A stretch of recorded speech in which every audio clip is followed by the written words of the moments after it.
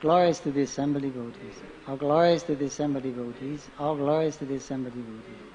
All glorious to Sri Sri Guru Gauranga. Glorious to Sri Prabhupada.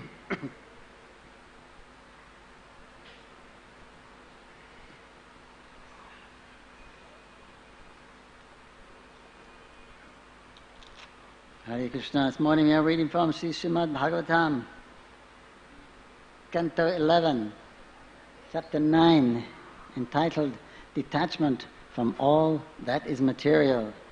Text number 15. Om Namo Bhagavate Vasudevaya. Om Namo Bhagavate Vasudevaya. Om Namo Bhagavate Vasudevaya.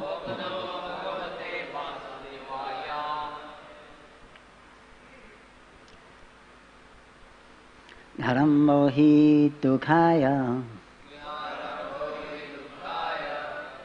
Vipalas chanuvatmana Sarpapada kritam vishma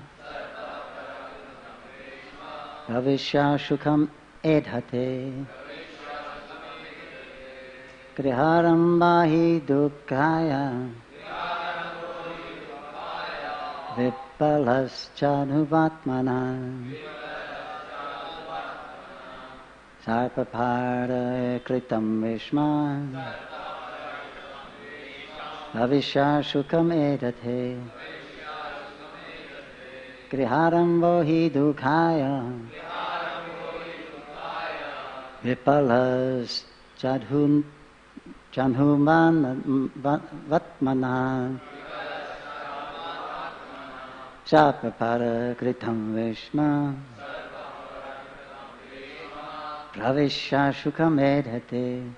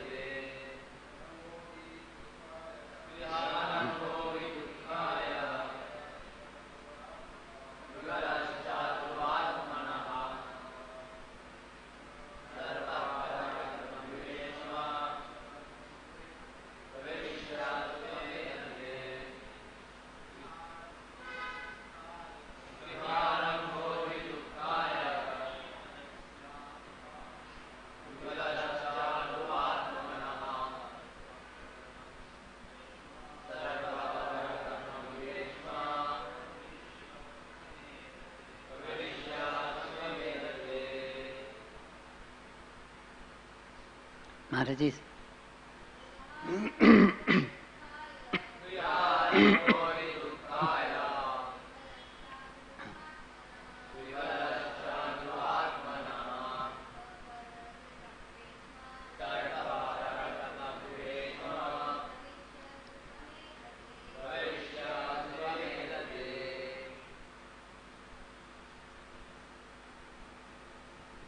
Griha of a home. Arambha, construction. He certainly, dukhaya, leads to unhappiness. Viphala, fruitless. Cha, also. Adruva, impermanent. Atmanaha, of the living being. Sarpaha, a serpent. Parakritam, built by others. Vishma, home. Bhavishya, having entered. Shukam, happily. Edhate, prospers. Translation: when a person living in a temporary material body tries to construct a happy home, the result is fruitless and miserable. The snake, however, enters a home that has been built by others and prospers happily. Please repeat. When a person living in a temporary material body tries to construct a happy home, the result is fruitless and miserable. The snake, however, enters a home that has been built by others and prospers happily. Purport by the disciples of His Divine Grace A.C. Bhaktivedanta Swami Prabhupada. Yesterday I said purport by Srila... Last time I gave class, I said purport by Srila Prabhupada. Because we're 11th canto now. It wasn't... Srila Prabhupada translated up to the beginning of the 10th canto. And I was wondering, reading this purport, this doesn't sound like Srila Prabhupada's purport. Sounds a little like Bhaktisiddhanta Saraswati, but I think purports were done mainly by, if I'm not mistaken, Gopi Pranadhana. And here Dayananda Maharaj mostly used to do the Sanskrit translation. But empowered by their spiritual master Srila Prabhupada, they have completed the translation of Srimad Bhagvatam. The purport: the snake doesn't have the proclivity to build his own home, but rather lives in a suitable place constructed by other creatures. Thus, he does not entangle himself in the labor of home building. Srila Bhaktisiddhanta Saraswati Thakur points out that although materialistic persons take unlimited pains to invent and mass produce electricity, automobiles, airplanes, etc., ultimately these things are meant for the convenience of the Vaishnavas who are preaching Krishna consciousness.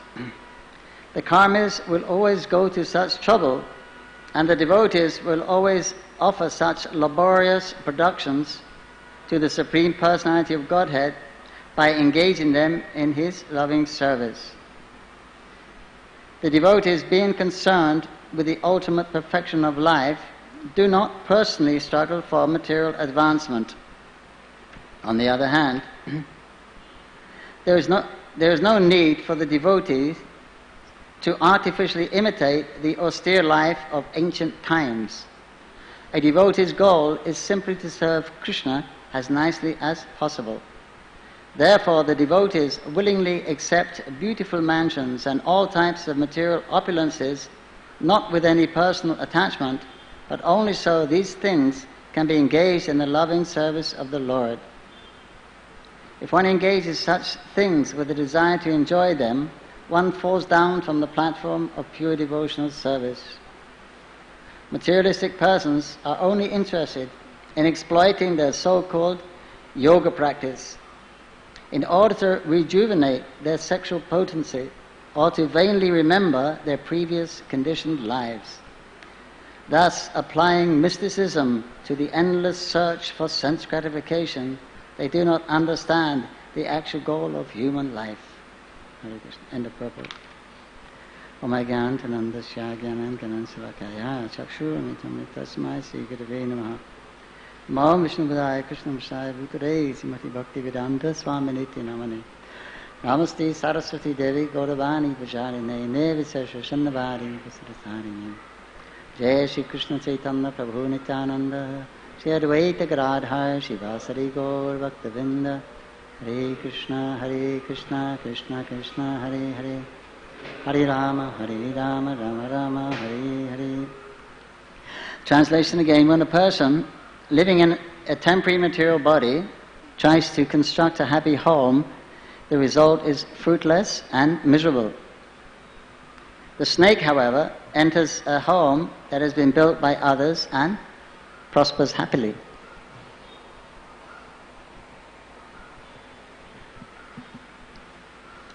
Revolutionary statement in this Srimad Bhagavatam. Many revolutionary statements.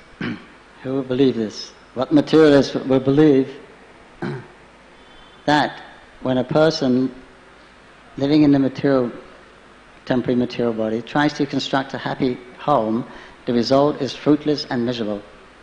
Who would believe that? That's not what we were taught at school, university. That's not what the billboards are saying. That's not.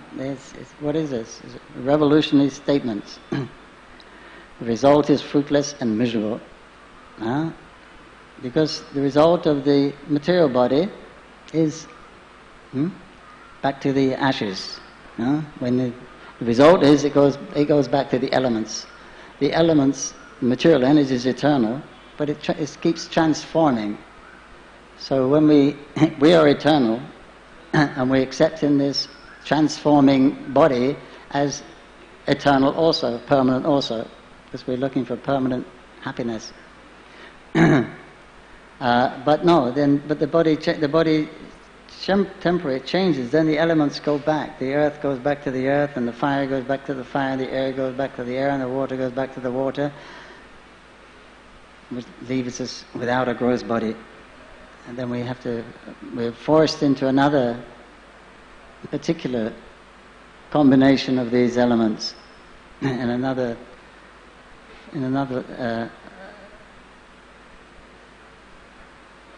endeavor, another try for to have a happy life. But all destined to failure. Everything ends in death. So it's just a march towards time, towards the edge of the cliff. And when your time is up, pop, you fall over. And then you take birth again, and every birth, every living entity, no matter what form you take, at least the moving living entities, they're all doing the same thing. They're all trying to improve their situation, hoping against hope that they'll find their niche and be happy. Maya. Krishna says, temporary, full of misery. So materialists don't like to hear these things. When you tell them these things, they don't like it. You burst their bubble, and pop their dream. They don't like it.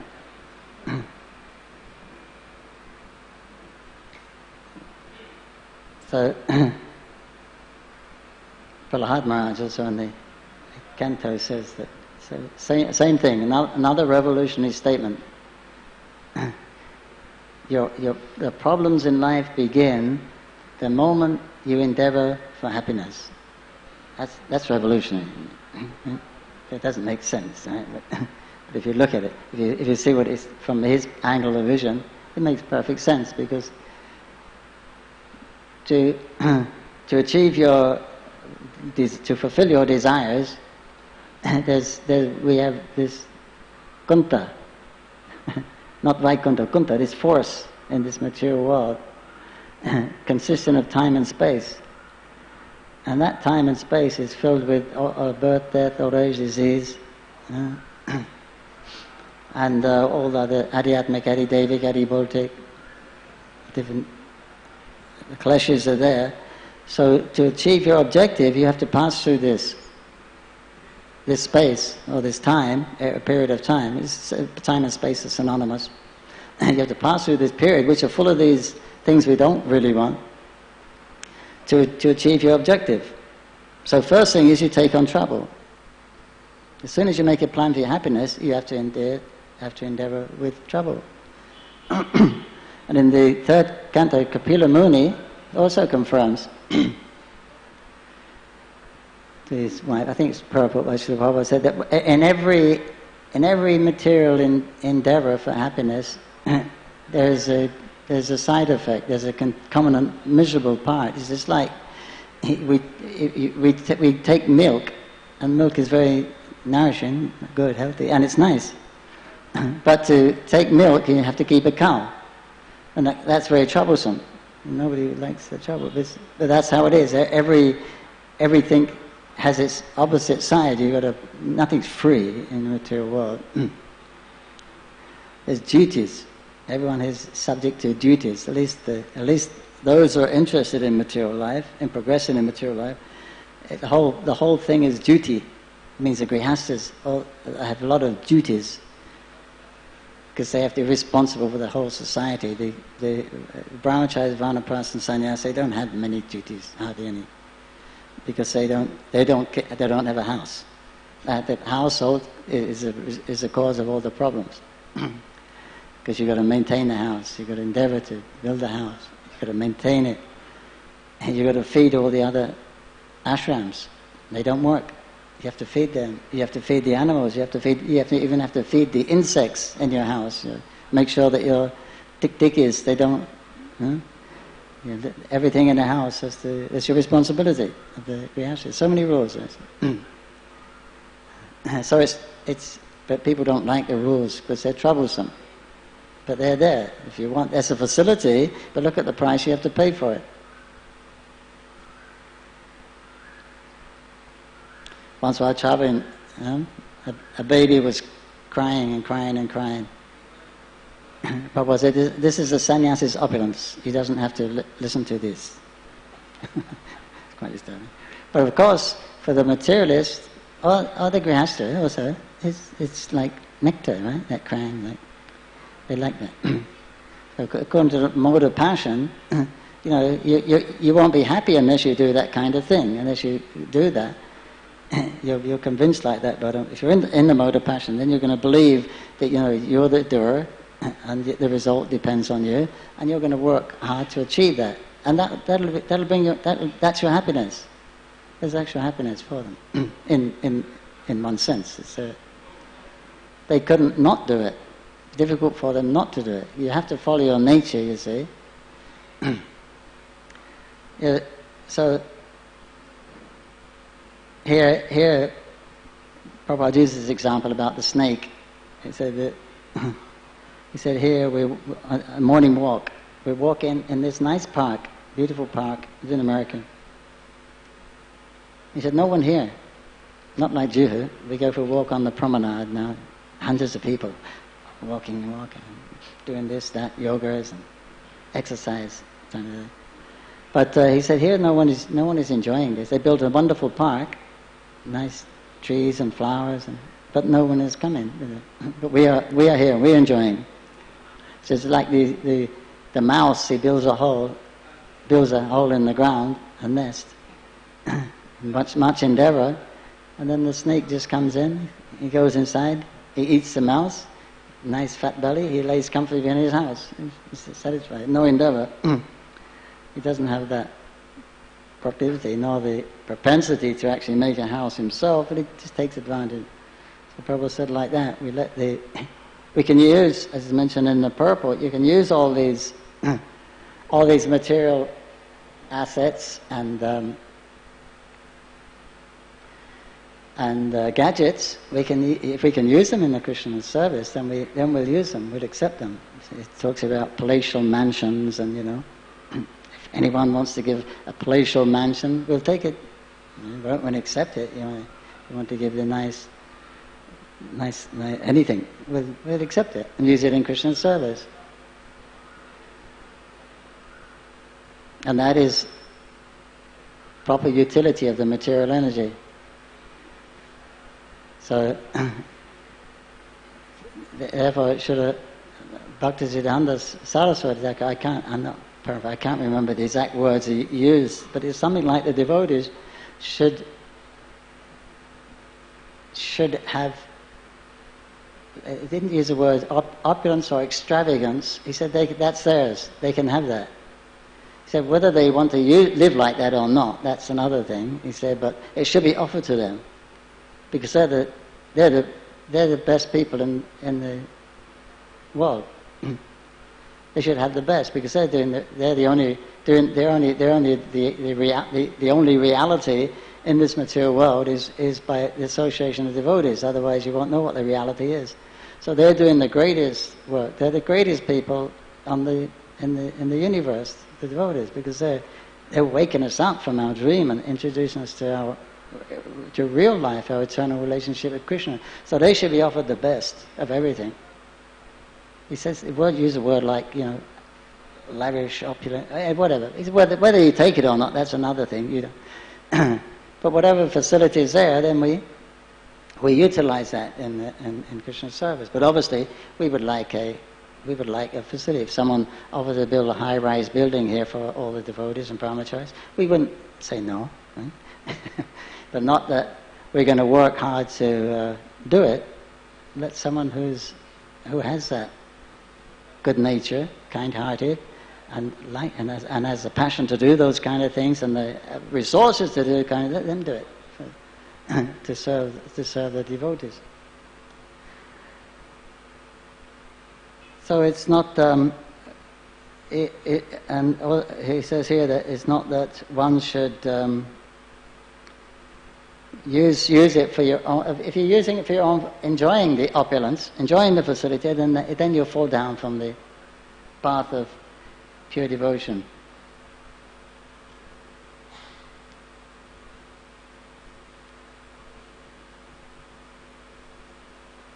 So the devotees, he says, being concerned with the ultimate perfection of life, do not personally struggle for material advancement, because we know that's temporary. We're concerned with the ultimate goal of life is to develop our love of Krishna. And love of Krishna can be developed in any circumstance. It doesn't depend on geographical location or situation or varna or ashram. It just depends on one's sincere desire to surrender to Krishna.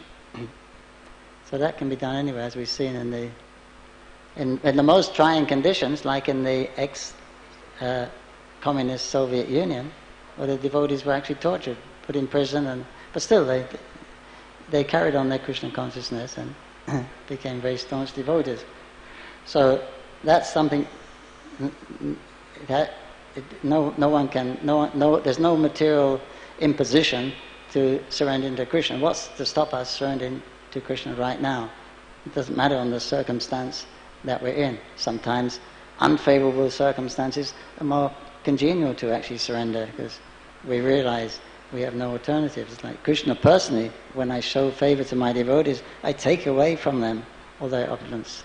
I pull the carpet from under their feet, as they say, and then the person becomes wretched, and all his relatives, all his material relatives reject him as worthless, useless. If you're not counted in their society and you're not getting money, then you're not considered very worthwhile. So then the relatives suddenly has no recourse but to surrender unto Krishna. That's Krishna's special mercy. So we don't personally struggle for material advancement, and we don't also artificially try to imitate those great renunciates. Here, some sections like this section, it is stressing renunciation. It is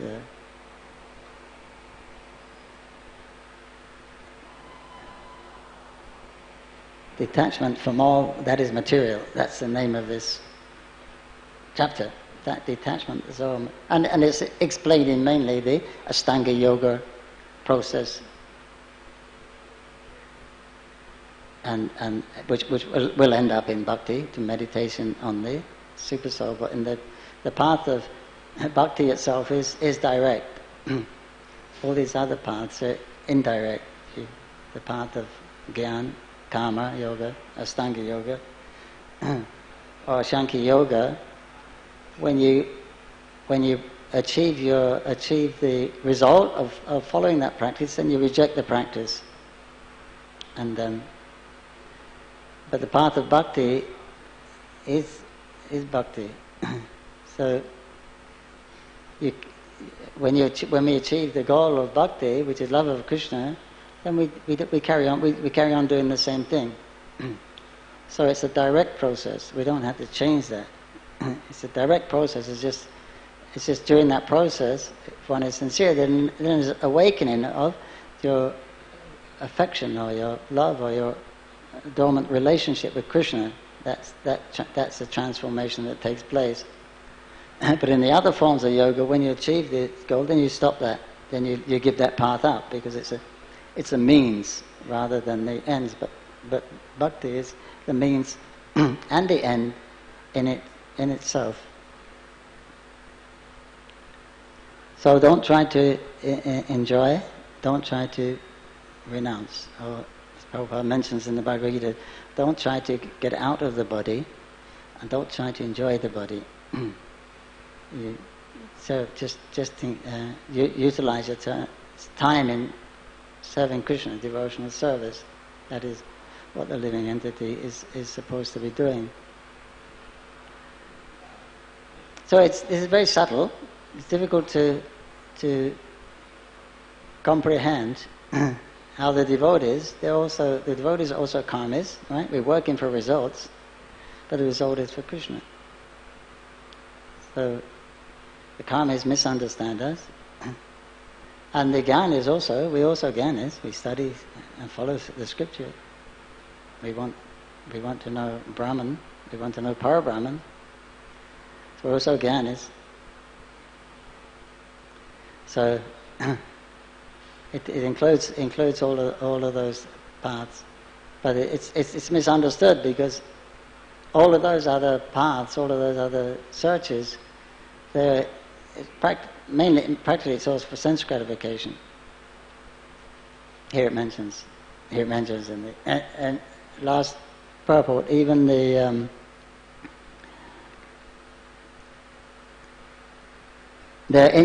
people are interested in exploiting their so-called yoga practice in order to rejuvenate their sexual potency, or to vainly remember their previous conditional lives, thus applying mysticism to the endless search for sense gratification. It's the same thing.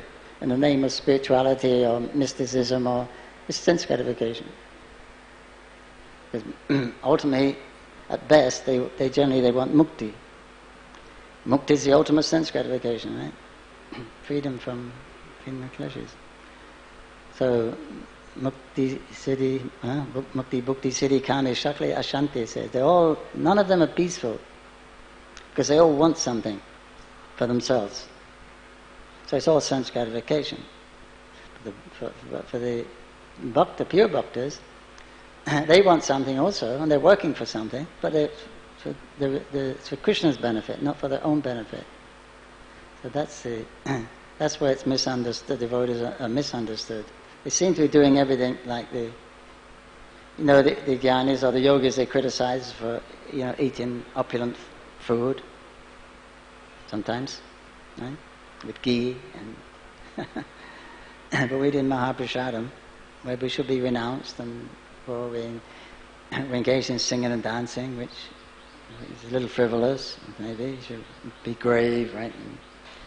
So it's misunderstood, but we're doing for Krishna. You can do that. You're offering to Krishna and accepting the mercy of Krishna as his prasad.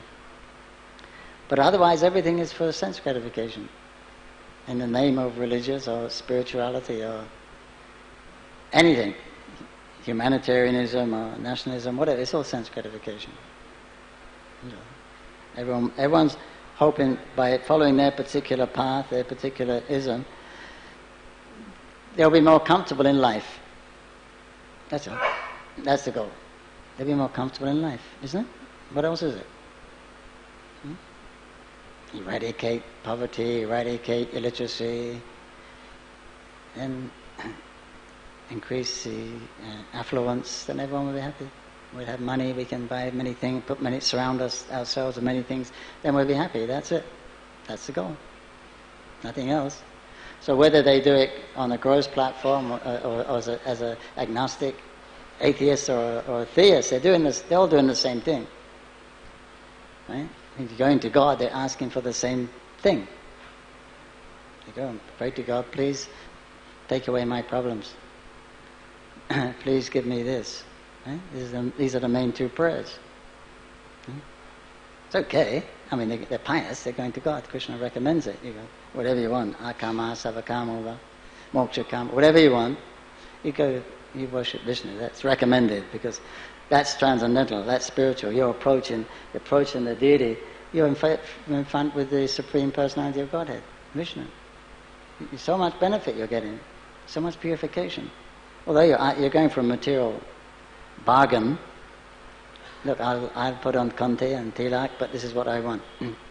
This is what I'm expecting from Krishna, from you. But what else can you do? Krishna says there's 4 kinds of pious people here in the Bhagavad Gita. He mentions them all. 4 kinds of impious, 4 kinds of pious. But out of them, there's no devotees there. Those 4 kinds. The wise man is the best. But he's going out of a sense of duty. He knows the Supreme Lord, I am his eternal servant, I should serve him. But that's Shantaras. Shanta. Krishna's not much interested. Gopinath, not much interested in that ras. Because there's not much ras there, is it? The yogas perceive the super soul. They see the Lord face to face. Narayan, that's it, perfection. But the reciprocation is they're glancing at him in great happiness and love, and he's glancing back and reciprocating that love. But that's all it is. There's nothing else. So it's not much fun for Krishna. You wouldn't like it very much. I mean, first day, first few hours it may be nice if someone adored you like that, but looking at you with great love, but they don't do anything, don't do any service, or then it may be nice at first for the ego, but after a while, what is he doing? So they want some reciprocation, then there's more rasa. Right? That rasa is what everyone's looking for, the life, the taste of life. That's what everyone is looking for, experience. But that Shanta is very limited for the yogas. But that's it. They think seeing God is the ultimate thing. So they stop there. Then the Gyan is they stop at the Brahman. They don't even get to the personality. They stop at the light. And that's it. There's nothing to do there. Nowhere to go, nothing to see, nothing to do. That's it. They finished. That's because their philosophy doesn't say anything else. That's it. So that's not satisfying either. It's horrible, actually. Horrible. I had my eyes tested in the hospital, Bhaktivedanta hospital, and they put this white light in the eyes. It's really white. It's really bright. And they say, "Look at the light." I can't. When you have a cataract operation, and they put it on, they put the thing on the actual lens of the eye, and you can't blink, and it's blinding. It's blinding light. It's horrible. Anyway, I think, what a Brahma Jyoti like? It must be hellish. You can't get it. Turn it off. Nothing to do. Just it's blinding light. So everyone is self-interested. Only the devotee is not self-interested, and that's the pure unalloyed devotees. Until you've actually elevated ourselves, our consciousness, to the platform of nishta, past nishta, we have the same situation. We're in the same boat. Our main interest is our happiness. Right? What's more important, your happiness or Krishna's happiness? Who will say? What's more important? So it's like that, you see.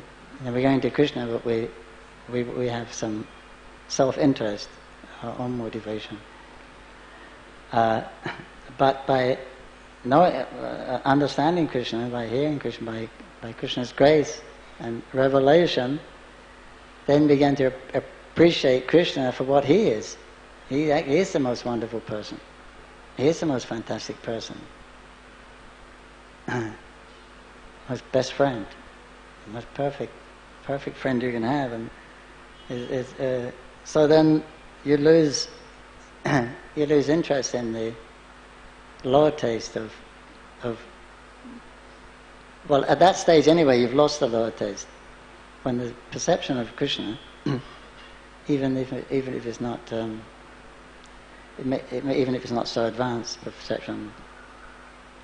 But even the first stage of perceiving Krishna in his name, just the feeling, even before the form you actually perceive the form, that's enough to, that's the higher taste that you can give up the lower taste, because it's better than anything else we've had in the material world.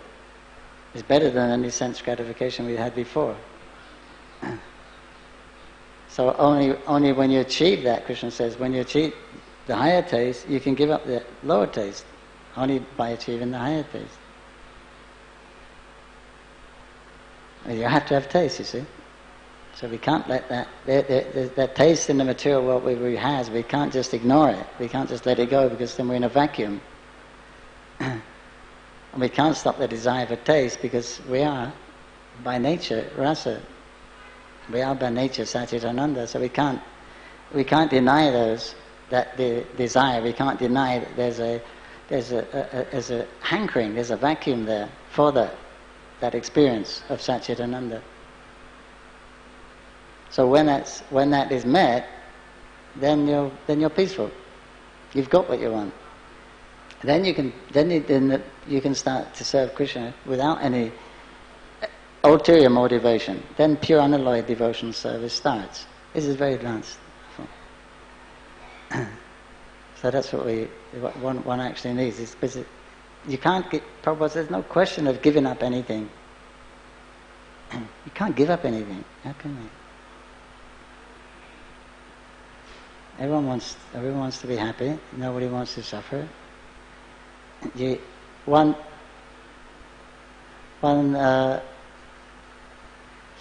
no question of renunciation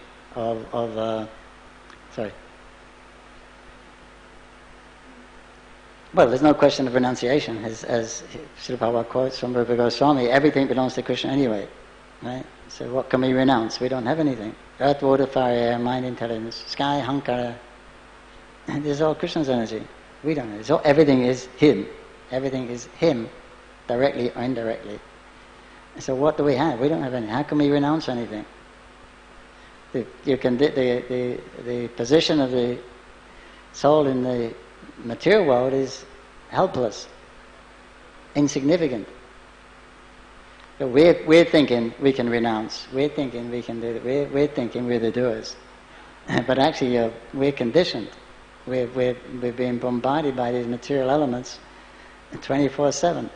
And we don't have any power to overcome it. But we're thinking we can. We're thinking like that, in the Purusha Bhava. But actually that's Maya. So there's no question of giving anything up. There's no question of stopping these desires. How can you stop them? Who doesn't want to be happy? Who doesn't mind suffering?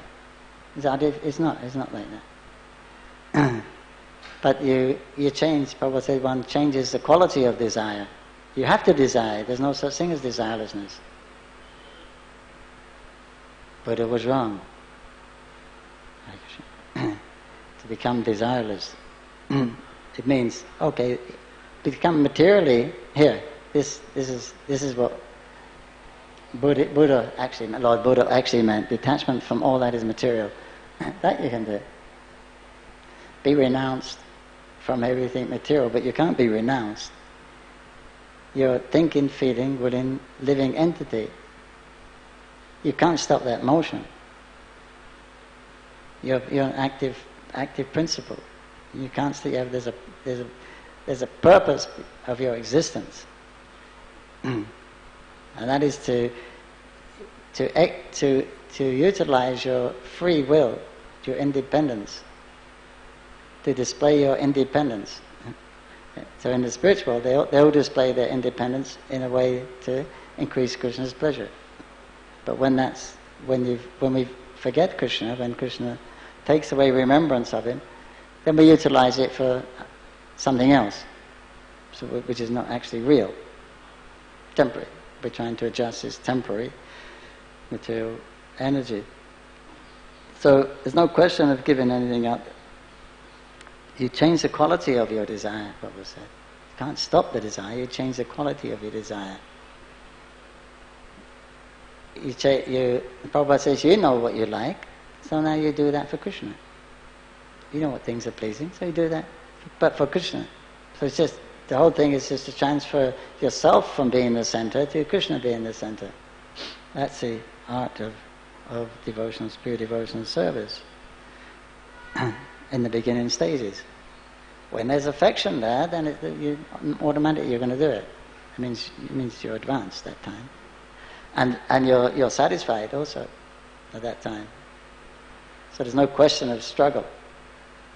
You don't feel that lacking once you've established your relationship with Krishna. So you don't have to endeavor for happiness. You don't have to endeavor to avoid the problems because you're situated on another platform. As Prabhupada mentions, they're also in that verse, in that chapter of Kapila, that there's no question of removing this. There's no question of happiness and distress in Krishna consciousness. It's transcendental. We don't have anything to do with distress. We don't have anything to do with happiness. We shouldn't. Happiness and distress are concomitant of this material world, sukha dukkha. But Krishna consciousness is transcendental to that. We serve Krishna under any condition, whether we're happy or whether we're distressed. Haribol, so we serve Krishna. That's the transcendental platform. Krishna consciousness is on the transcendental platform, spiritual platform. The happiness and distress is coming automatically according to our karma. Krishna can change. We can't do much about it. So your happiness is already fixed, your distress is already fixed. There, Prahlad Maharaj, revolutionary statement. Why you're endeavoring to avoid problems? Why are you endeavoring? They're coming anyway. You can't avoid them. You're endeavoring. You're endeavoring for happiness. It comes anyway. You don't have to endeavor. Whatever's your stock of karma in the form of happiness and distress is going to come. You can't avoid it. So why you work for it? So why waste your time trying to achieve it, what you like, the pleasure, and why waste your time trying to avoid the distress? You can't do it. It's already fixed. You've got to experience a certain amount of karma in this particular lifetime. But that's the whole material program. How to increase the pleasure, how to decrease the thing. Therefore it's called Maya. Life, material life of Maya, that which is not. You're wasting, and that endeavor to do that, you're just creating more karma. Wasting time. Wasting time. So the whole idea is to, don't worry about that, serve Krishna. So the karmi, he's trying to enjoy Maya. The yogis and the jnanis are trying to become detached or control Maya. But the bhakta is not indifferent. He doesn't try to enjoy, he doesn't try to control. Don't try to enjoy the body, don't try to get out of the body, just serve Krishna. And any condition. Whether it's troublesome times, it's bad times are coming, or good times are coming, it's one or the other, or in between. Right? That's it. We serve Krishna. And tolerate those, the good and the happiness and distress. Just tolerate it. And serve Krishna. Of course you'll be affected, but anyway, you serve Krishna in a happy mood, you serve Krishna in an unhappy mood. Don't stop serving Krishna.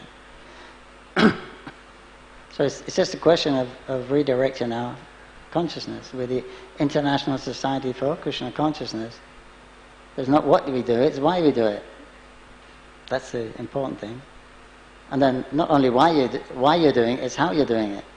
It means the consciousness or the bhava in which you're doing it. Because the wise man is trained into Krishna because he knows he should, but he's not actually doing it for Krishna's pleasure. So why it's not what you do, it's why you do it, and it's not only why you do it, it's how you're doing it. But first we're interested in, doing it, and then let the consciousness develop later.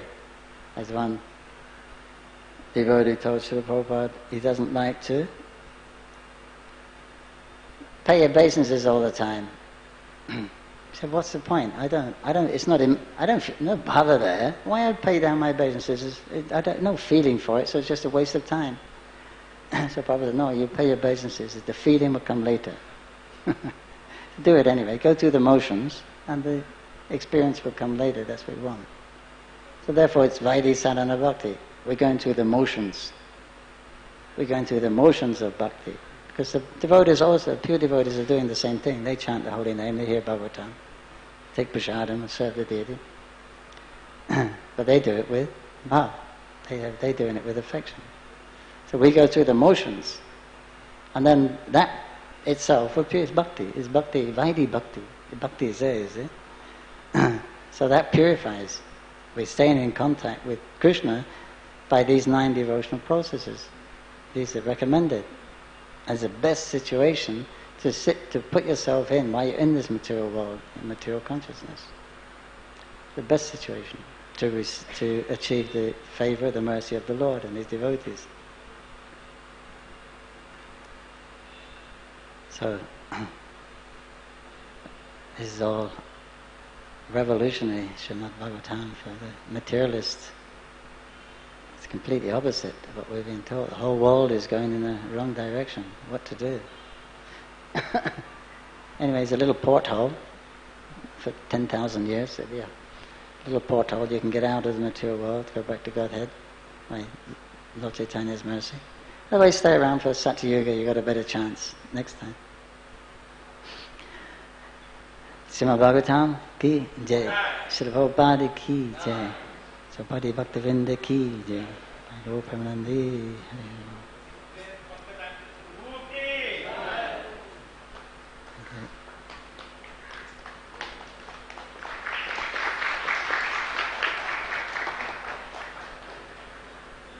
Finished? Question? No. Time to finish? We over time? We're over time?